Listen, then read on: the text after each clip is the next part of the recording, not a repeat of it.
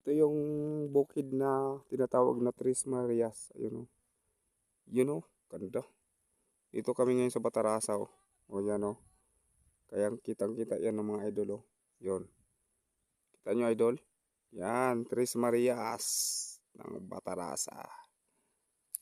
Alright mga idol. Ang Tres Marias ng Batarasa. Ang kabila yan, Rizal mga idol.